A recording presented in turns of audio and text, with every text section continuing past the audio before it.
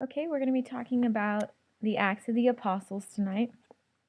Now, the Acts of the Apostles comes right after the Gospels, so you have Matthew, Mark, Luke, and John, and then you have Acts.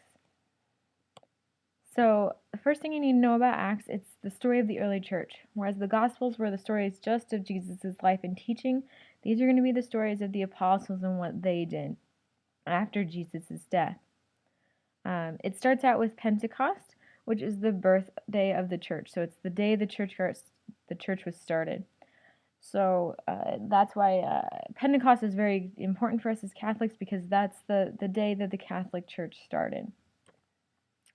And the church uses this book during the season of Easter at Mass. So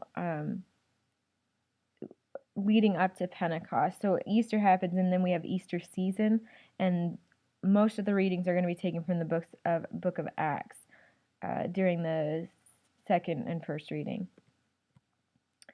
Now, Acts is all about evangelization. They go out and they evangelize.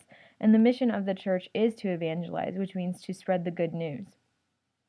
So, Acts is just the story of evangelization, of going out and spreading the good news to all people, which I said is the mission of the church. So, even today, we are still called to spread the gospel because our mission is evangelization. Some major stories that we see in the book of Acts is Pentecost, obviously, like I said, which is where the tongues of fire, the Holy Spirit rested upon the apostles.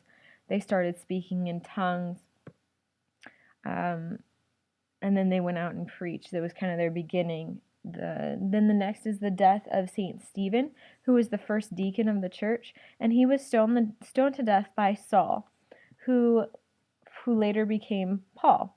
So we also have the conversion of St. Paul. And the whole story of the conversion of St. Paul is where he's riding on the road to Damascus, and Jesus appears to him, knocks him down, and St. Paul becomes blind, and he continues on, and then is healed, and then becomes one of the greatest saints that we know. Even though he was doing horrible things to Christians, he was killing them.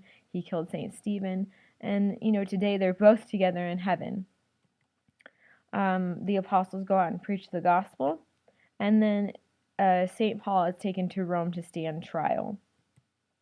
Okay, so here's a picture of St. Stephen being stoned.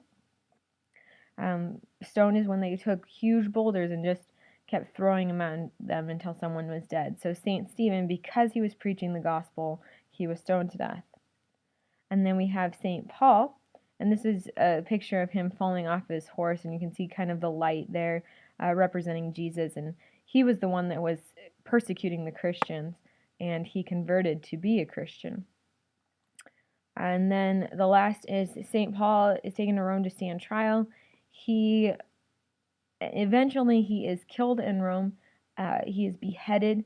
Because he is a Roman citizen, he was allowed actually to be beheaded instead of any other punishment, because the Romans said if you become a Roman citizen, then if you get the death penalty, your death will not be as severe. So he was actually beheaded. Okay, make sure you go and take the quiz, and I will see you tomorrow.